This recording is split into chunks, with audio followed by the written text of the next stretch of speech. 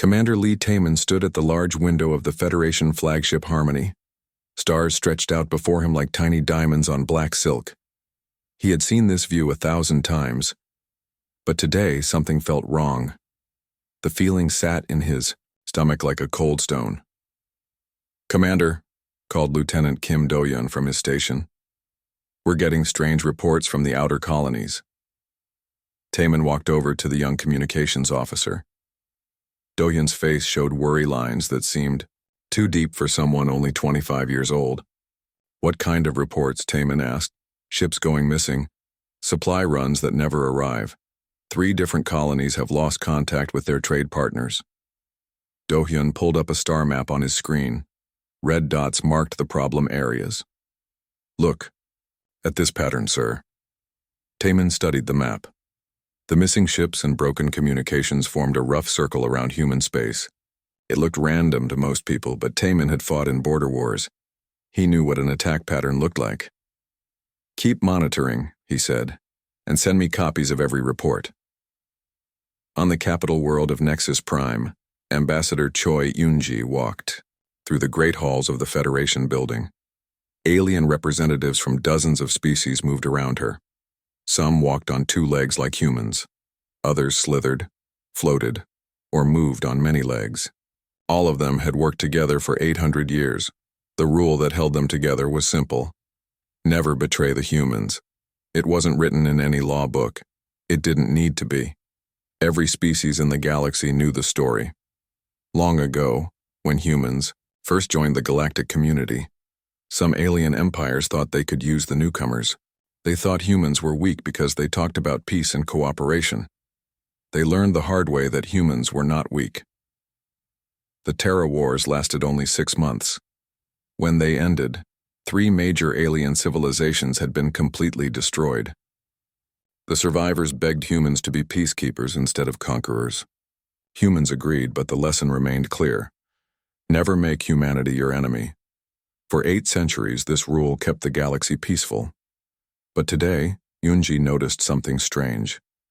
The Siskatar representatives, large reptile-like beings who had been humanity's allies for centuries, avoided looking at her.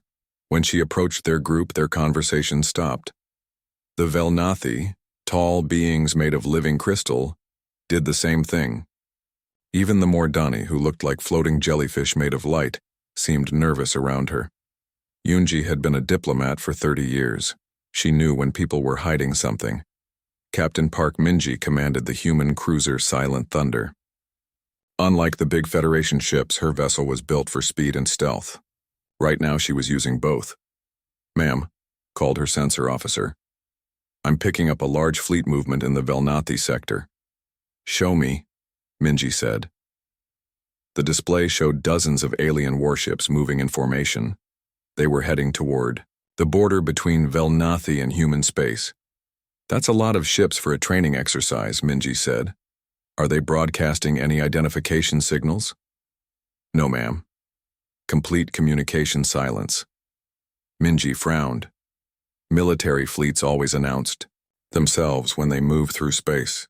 It was basic safety protocol. The only time ships stayed silent was when they didn't want to be tracked. "Plot an intercept course," she ordered. "But keep us hidden. I want to see what they're really doing." Back on Nexus Prime, the Great Assembly, hall filled with representatives from every species in the Federation.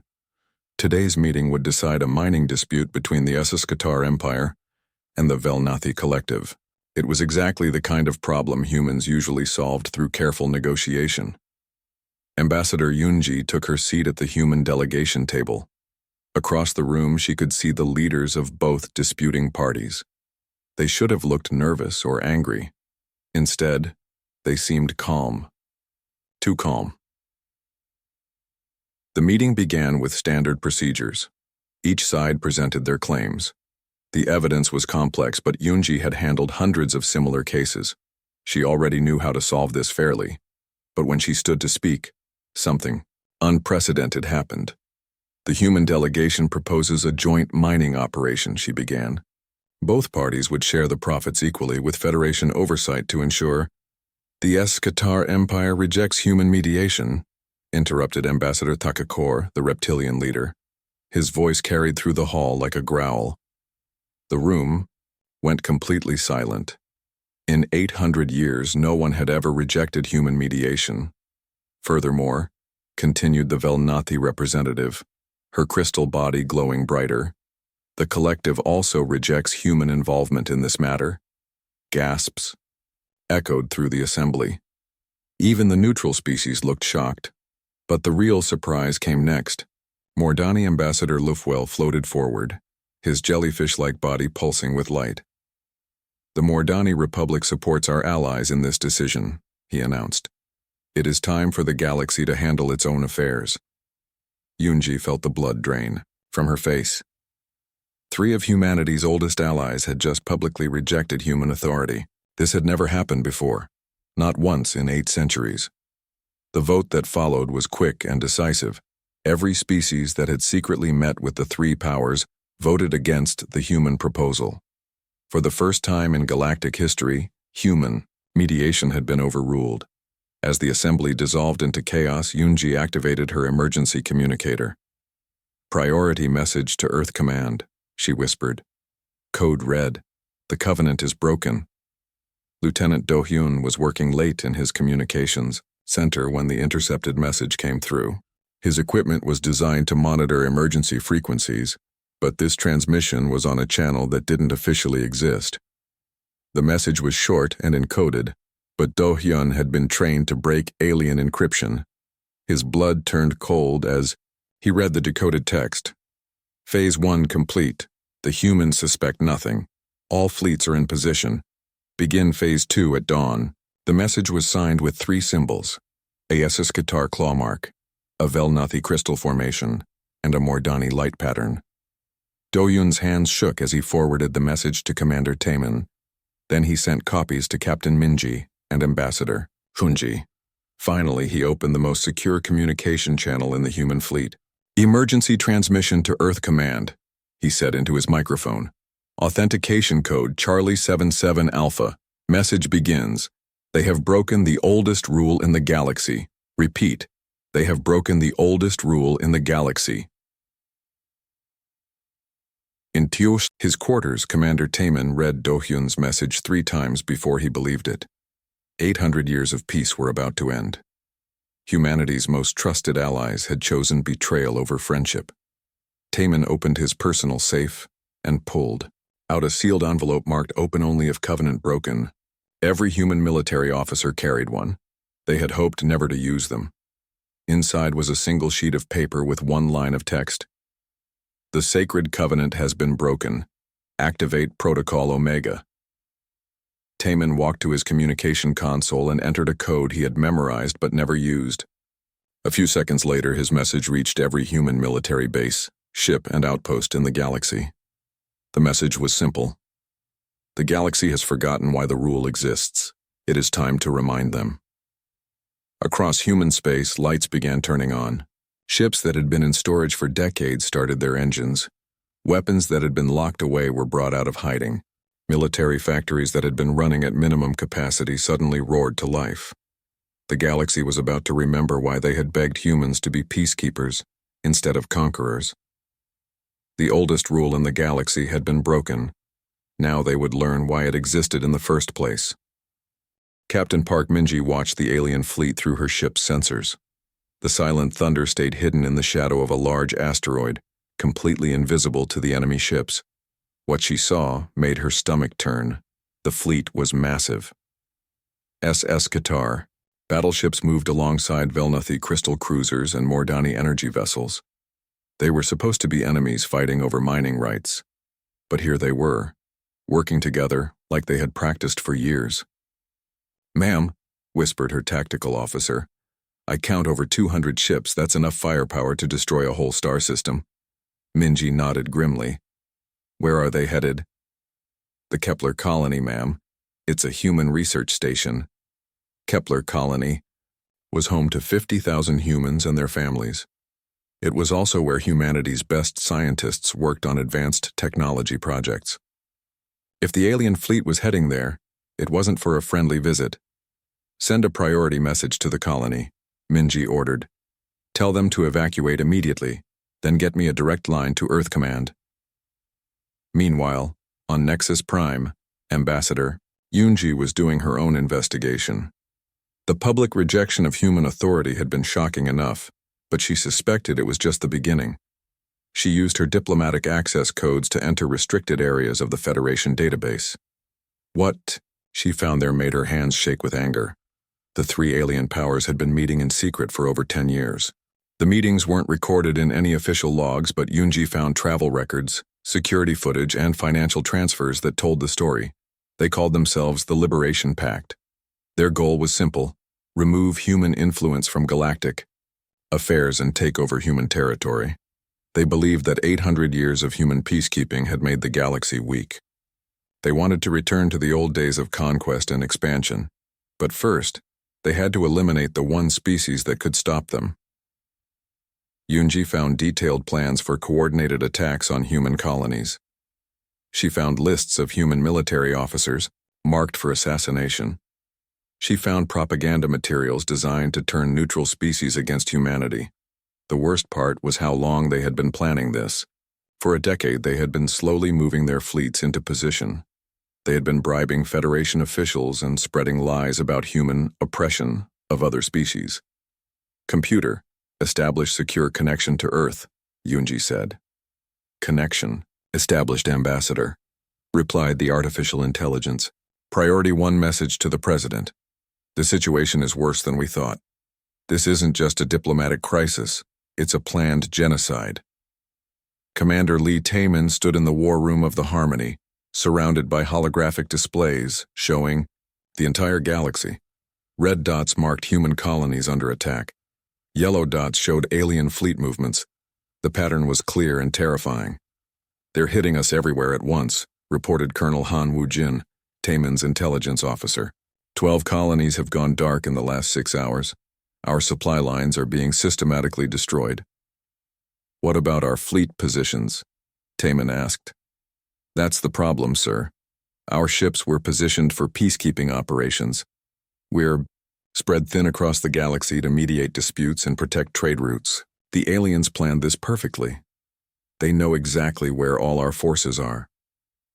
Taman studied the tactical display.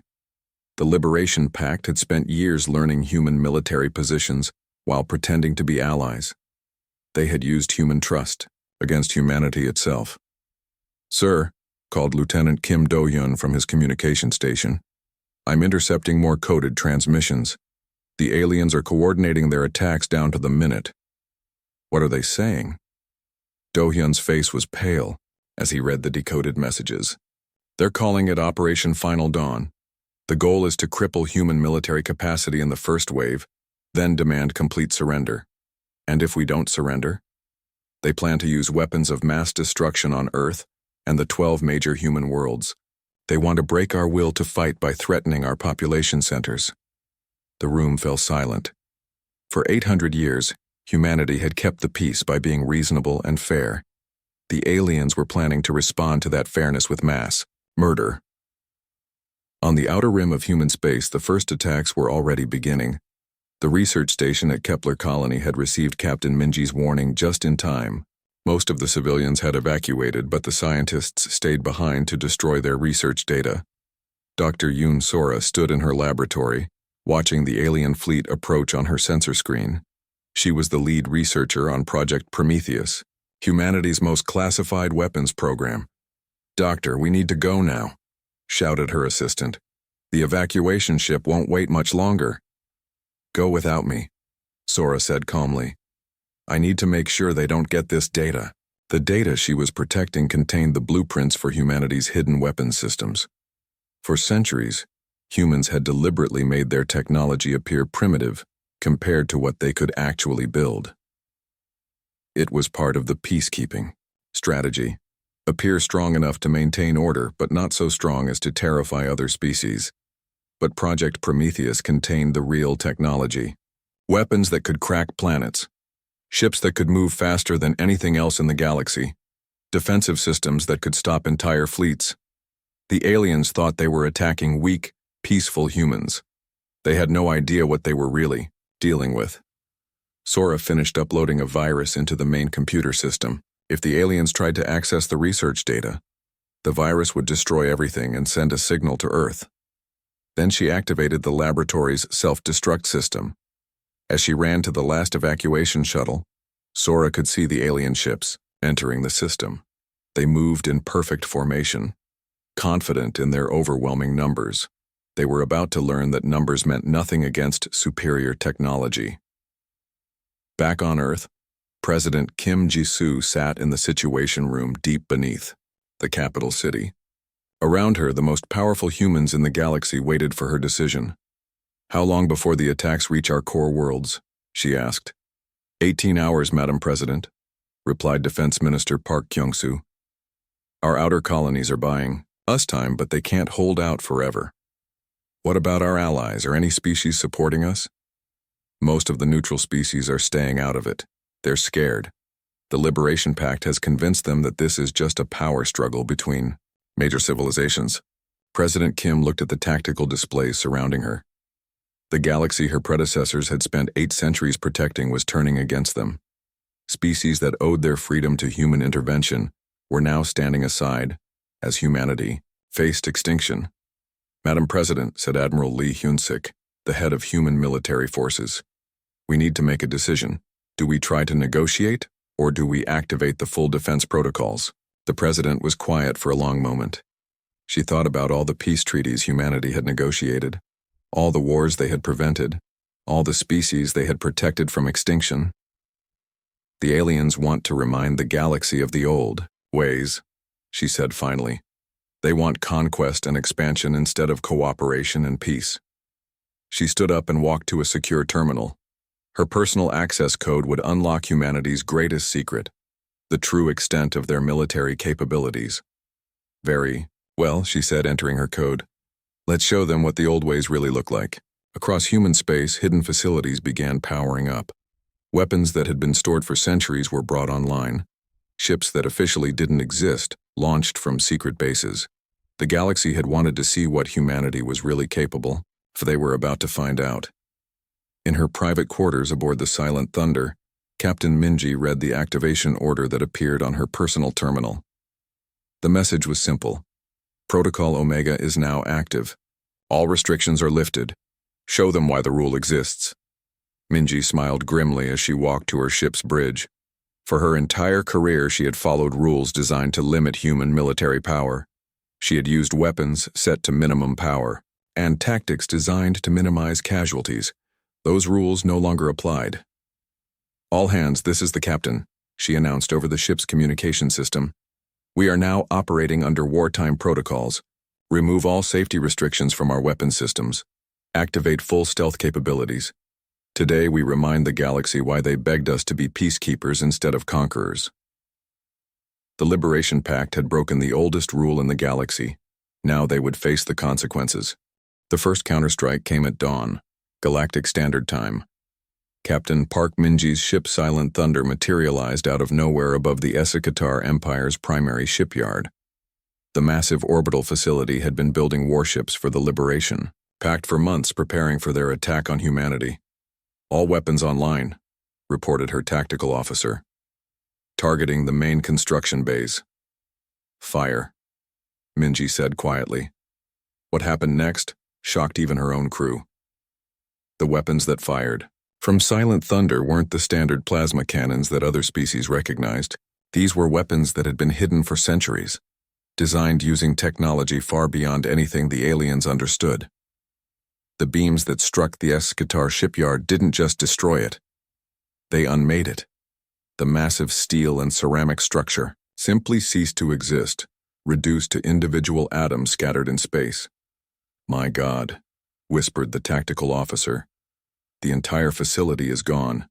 1,000 ships under construction, 50,000 workers. All of it just gone." Minji watched the sensor readings with grim satisfaction. "Send a message on all frequencies. This is what happens when you break your word to humanity."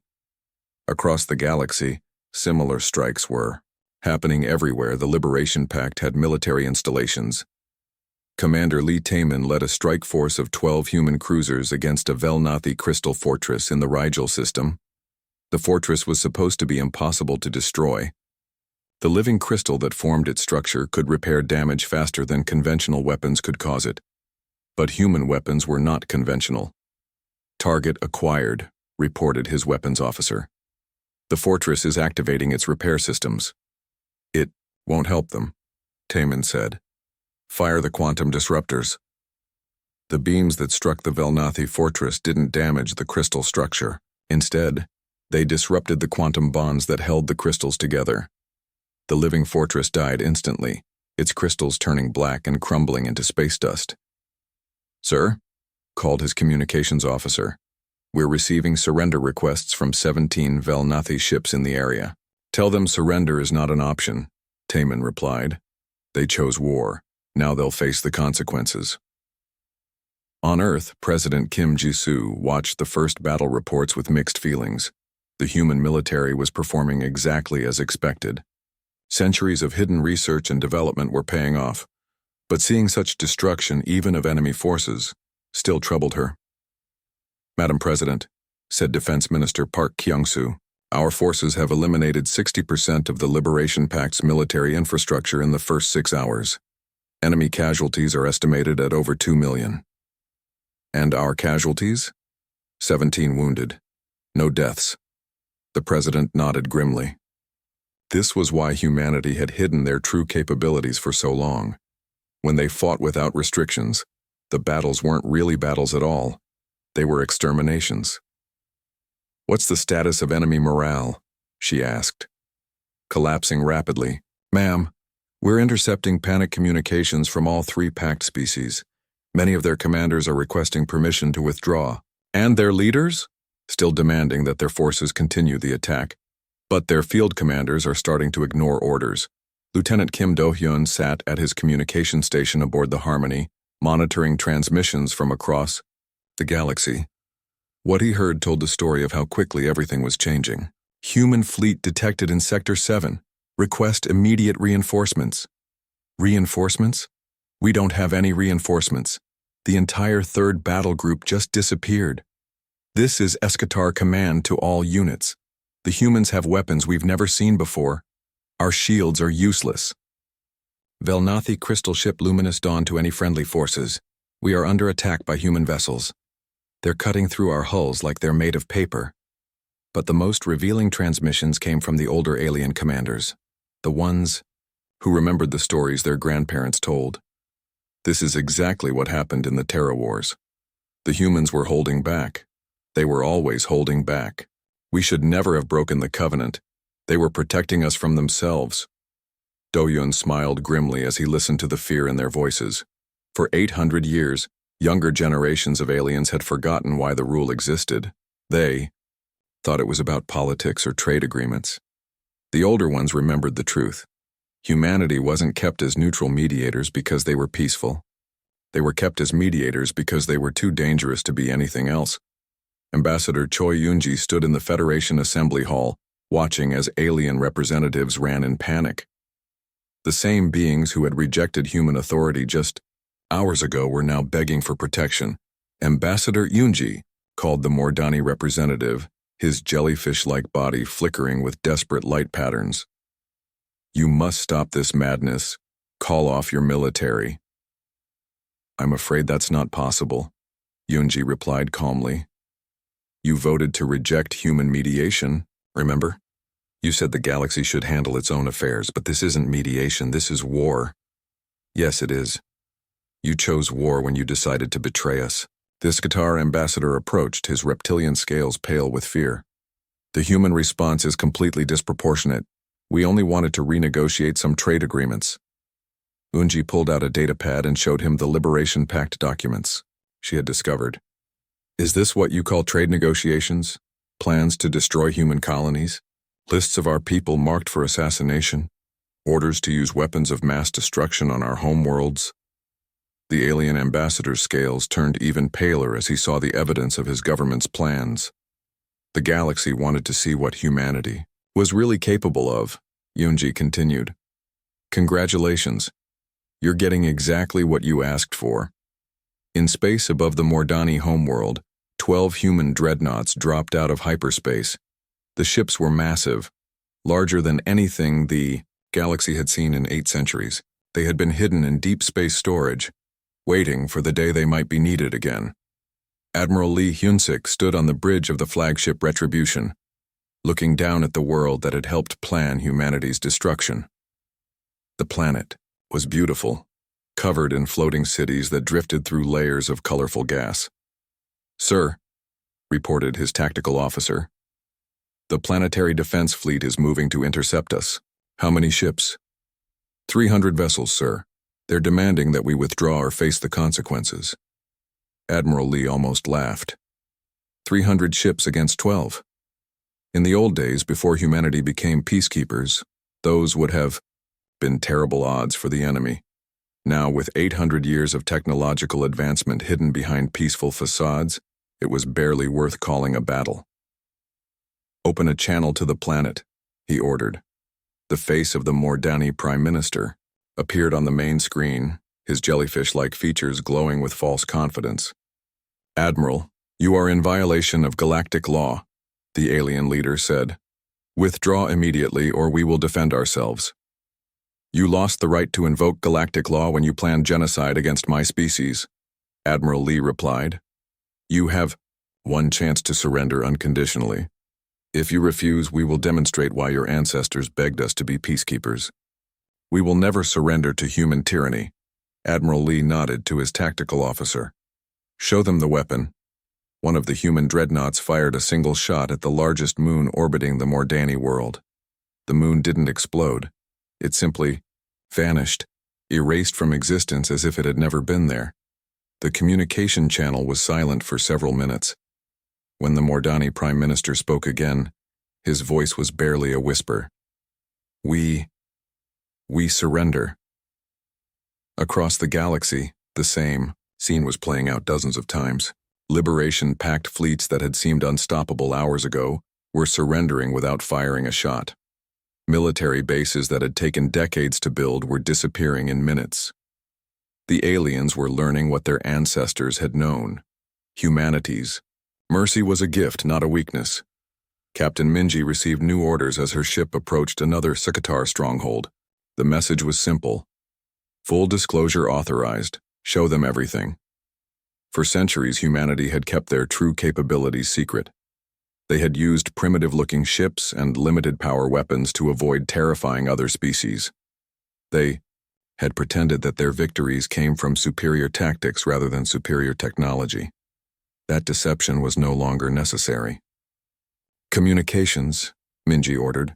"Broadcast on all frequencies. I want every species in the galaxy to see what happens next." The Escatar fortress ahead of them was the size of a small moon, armed with thousands of weapons and protected by shields that could supposedly withstand the firepower of an entire fleet. Minji's ship fired once. The fortress, the shields, and everything within 1,000 kilometers simply stopped existing. "Message sent and received," she said quietly. In his private quarters, Commander Taman read the latest intelligence reports. The Liberation Pact was falling apart faster than anyone had expected. The Escatar, Velnathi, and Mordani governments were all blaming each other for the disaster. Their military forces were surrendering or fleeing in every system, but buried in the reports was a disturbing pattern. Someone had been manipulating the Pact members, encouraging their betrayal of humanity. The evidence pointed to a fourth faction, one that had remained hidden while using the others as pawns. Taman activated his secure communicator and sent a message to Earth Command. The war that followed was unlike anything the galaxy had seen since the Terra Wars 8 centuries ago. But this time, humanity was not holding back. Captain Park Minji stood on the bridge of her flagship Vengeance, watching as human fleets swept across Liberation Pact territory like a storm of destruction. The ship was one of the new vessels that had been hidden in deep space for centuries. It was 10 times larger than the Silent Thunder and carried weapons that could destroy entire star systems. "Status report," she ordered.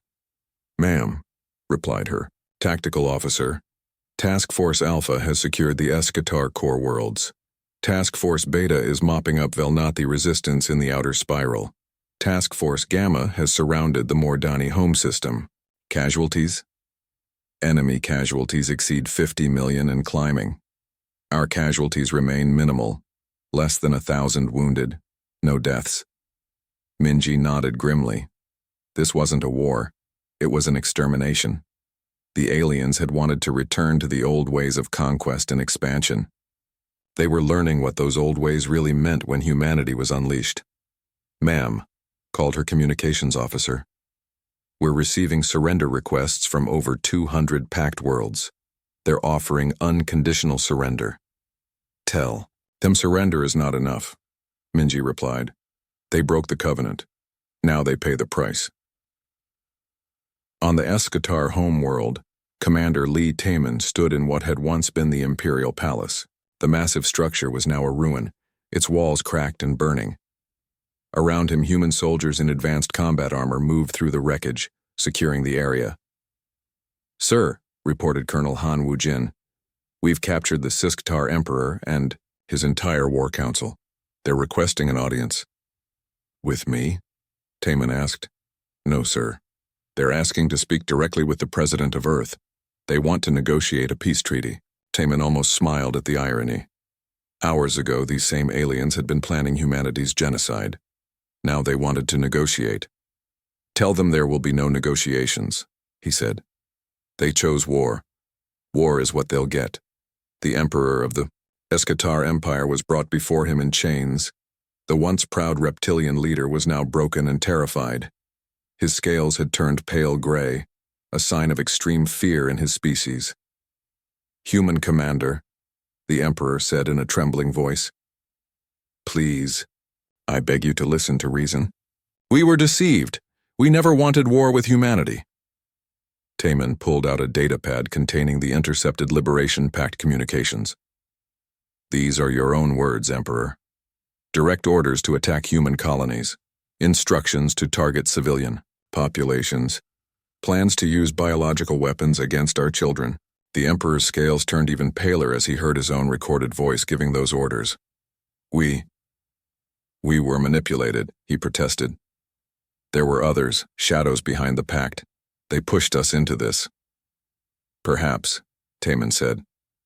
"But you still chose to follow their advice. You still planned genocide. And for that, there is no forgiveness." On the Velnathi crystal world of Luminara, human ground forces moved through cities made of living crystal. The buildings themselves were trying to fight back, their crystal walls forming spikes and barriers, but human weapons simply dissolved anything they touched, turning the living crystals into harmless dust. Lieutenant Kim Do-yun had been transferred to the ground invasion force, where his communication skills were needed to coordinate the complex operation. He walked through the crystal streets, watching as an entire civilization crumbled around him. "Sir," called one of his soldiers, "the Velnathi Council is broadcasting on all frequencies. They're ordering their people to surrender." Do-yun listened to the alien broadcast through his translator. The crystal beings were speaking in harmonic tones that sounded like music, but the words were desperate pleas for mercy. "People of Luminara," the council leader was saying, "do not resist the human forces. Our weapons cannot harm them. Our defenses cannot stop them. Submit to their authority and perhaps some of us will survive." But the broadcasts also contained something else, references to the mysterious fourth faction that had encouraged the Liberation Pact's betrayal of humanity. "The Harbingers promised us victory," one council member was saying. "They showed us visions of human weakness. They lied to us." Do-yun immediately recorded the transmission and sent it to intelligence. The pattern was becoming clear. Someone, calling themselves the Harbingers, had manipulated the Liberation Pact into betraying humanity. The question was, who were they, and why had they wanted humanity unleashed? Ambassador Choi Eun-ji stood in the ruins of the Federation Assembly Hall on Nexus Prime. The great building where galactic diplomacy had been conducted for 1,000 years was now a symbol of how quickly everything had changed. The neutral species, that had remained silent during humanity's betrayal, were now begging to be included in whatever new order would emerge. They had seen what happened to those who opposed humanity, and none of them wanted to face the same fate. "Ambassador," said the representative from the Altair Coalition, a group of peaceful trading species, "what are humanity's terms? What do you want from the rest of us?" Yunji looked around the damaged hall. Broken statues of great diplomatic figures lay scattered on the floor. The seat where she had sat for 20 years as an equal partner in galactic government was now elevated above all the others, a silent reminder of who really held power.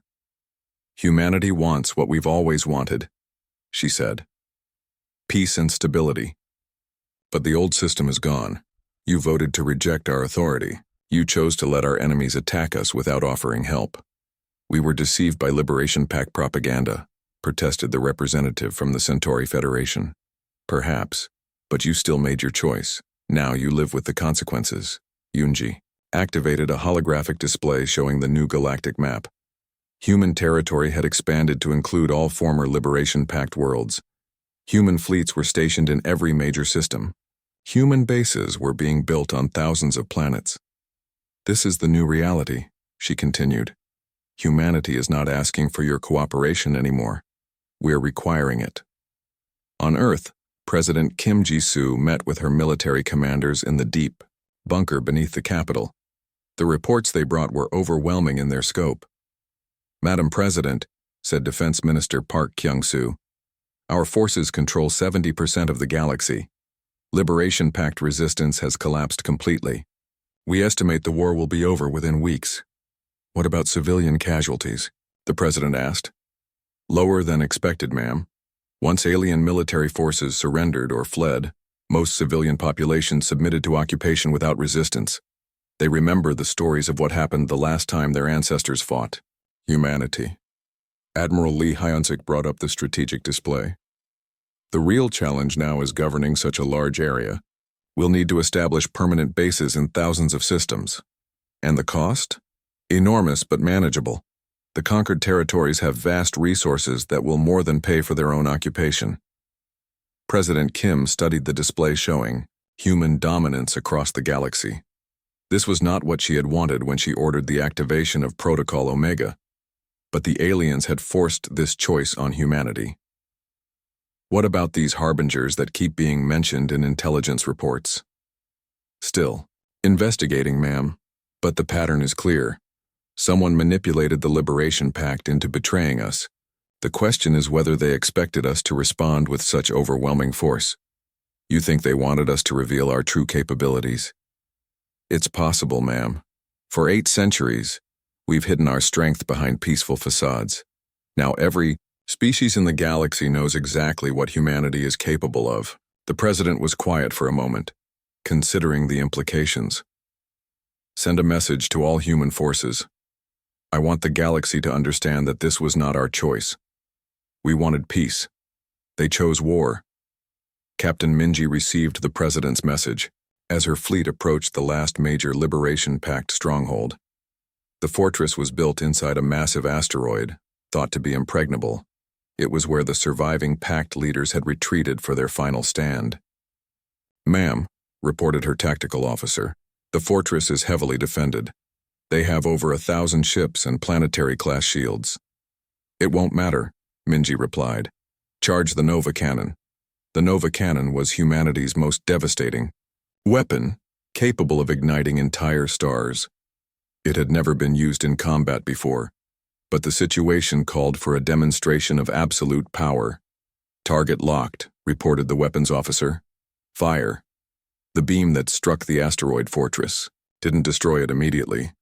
Instead, it triggered a controlled nuclear fusion reaction at the asteroid's core. The entire fortress became a miniature star, burning at temperatures that vaporized everything within 1,000,000 kilometers.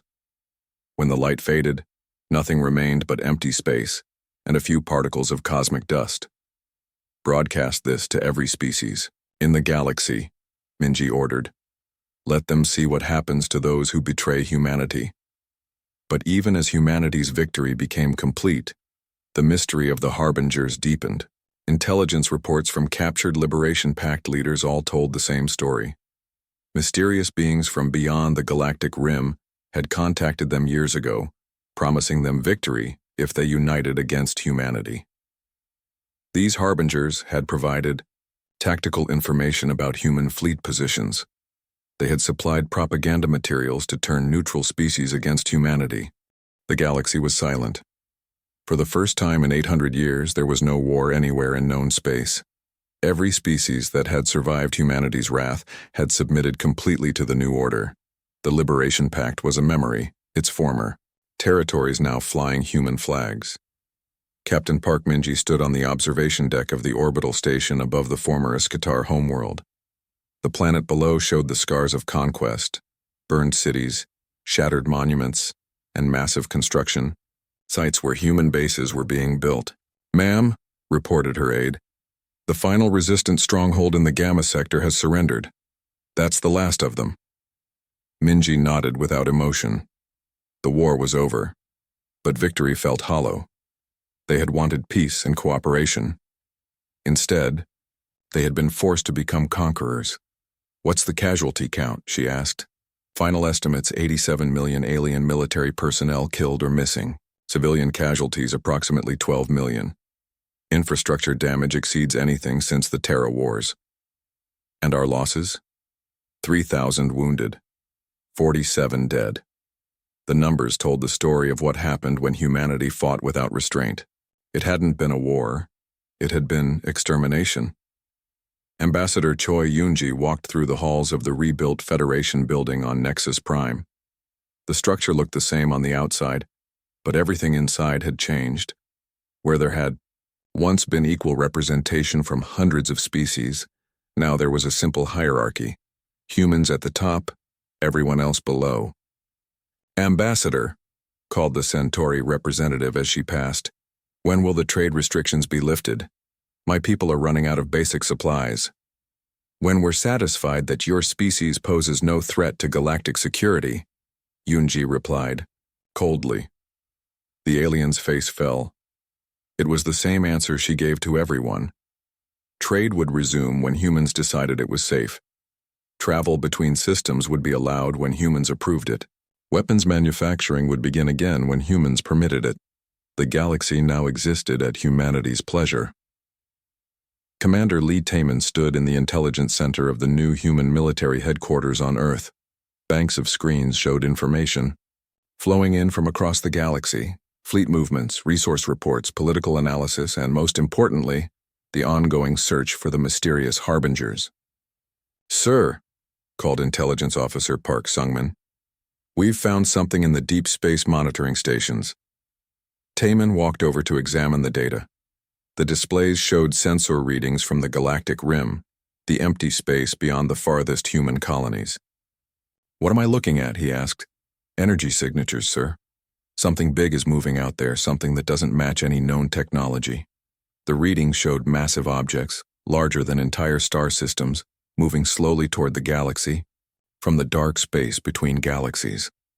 They had been traveling for millennia, but now they were close enough for human sensors to detect them. "How many?" Taman asked.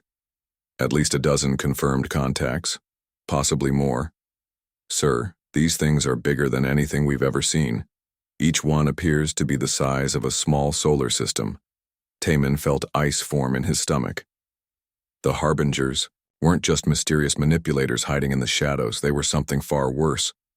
"Send this data to President Kim immediately," he ordered, "and activate all deep space defense platforms.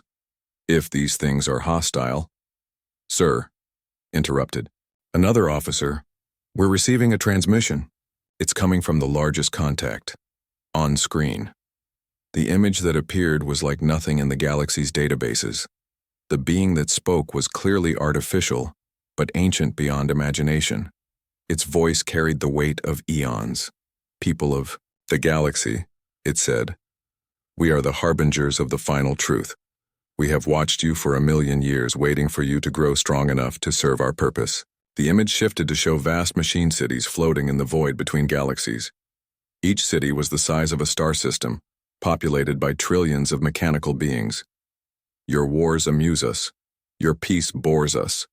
But your species, called humanity, they interest us greatly." President Kim Jong-il sat in the emergency session of the Human High Command. watching the alien transmission with growing horror. Around her, the most powerful humans in the galaxy listened as their worst fears were confirmed. For 800 years, the Harbinger continued, humanity has hidden its true nature behind masks of peace and diplomacy. But we know what you really are. We remember the Terra Wars, when your species showed its capacity for absolute destruction.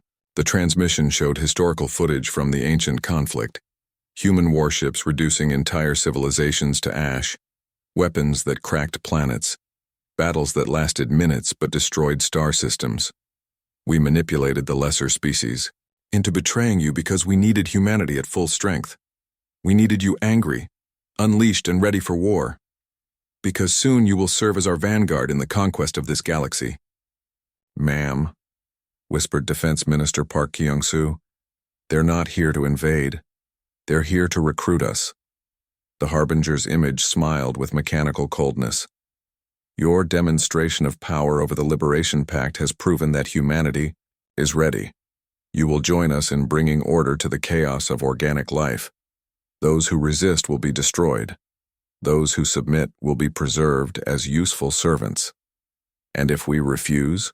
President Kim asked aloud, though she knew the alien couldn't hear her. As if reading her thoughts, the Harbinger answered, refusal is not an option. We have studied your species for millennia. You are natural conquerors, shaped by evolution to dominate and expand. The peaceful facade you maintained was an aberration. We have simply restored your true nature. The transmission ended, leaving the room in stunned silence. Lieutenant Kim Do-hyun worked frantically at his communication station aboard the Harmony, trying to coordinate the galaxy's response to the Harbinger threat. But what he found was chaos. The neutral species that had survived humanity's conquest were now panicking at the news of an even greater threat. Some were begging for human protection. Others were trying to surrender to the approaching Harbingers. A few were even attempting to flee to other galaxies entirely. Sir, he called to Commander Taemin, I'm receiving surrender transmissions from the Altair Coalition, the Centauri Federation, and the Vegan Assembly. They want to formally submit to human authority in exchange for protection from the Harbingers. Taemin studied the tactical displays surrounding him. The galaxy's remaining free species were offering themselves as vassals to humanity, not as allies or partners, but as servants. What about the former Liberation Pact territories, he asked. Complete submission, sir. The surviving governments are offering their entire military forces to serve under human command. It was exactly what the Harbingers had predicted. When, faced with an external threat, the galaxy was turning to humanity for protection, not because they trusted humans, but because they feared them less than what was coming from the dark. Captain Minji received new orders as her fleet took position. At the Galactic Rim, human forces from across known space were converging for humanity's greatest military buildup in 8 centuries. Ma'am, reported her tactical officer. Long-range sensors show the Harbinger fleet will reach the outer systems in approximately 6 months. What's our force assessment? Every operational human ship in the galaxy, plus whatever alien vessels we can integrate into our formations. Total count. Over 10,000 vessels of various sizes. Minji looked at the tactical display showing the approaching enemy. Each Harbinger construct was larger than their entire fleet combined. It won't be enough, she said quietly. Ma'am, 10,000 ships against something that size? We'll need more than military force to survive this. But as she spoke, reports were coming in from across human space. The industrial capacity that had been hidden for centuries was fully activated now. Shipyards that officially didn't exist were working around the clock. Weapons research facilities were developing technologies that pushed the boundaries of physics itself. Humanity was preparing for total war on a scale the galaxy had never seen. Ambassador Yoonji delivered humanity's final message to the assembled species of the galaxy. Her words would be broadcast to every world, every ship, every settlement in known space. Citizens of the galaxy, she began, we stand at the edge of annihilation. An enemy older than our civilizations is coming from the dark between the stars. They seek to enslave every living being, and reshape the galaxy according to their will. The camera showed her standing before the assembled representatives of hundreds of species, all of them now looking to humanity for leadership. The Liberation Pact broke the oldest rule in the galaxy when they betrayed us, but in doing so, they revealed a greater truth. We are all in this together. Human, Skatar, Belnathi, Mordani. When extinction threatens, species differences become meaningless. She paused, letting her words sink in across the galaxy. The Harbingers believe that by unleashing humanity's military power, they have created a weapon they can control. They are wrong. We fight not because we enjoy destruction, but because we refuse to let others dictate our fate. The rule that governed the galaxy for 800 years is gone. In its place, we establish a new covenant. Stand with humanity, and we will protect you to our last breath. Stand against us and face the darkness alone.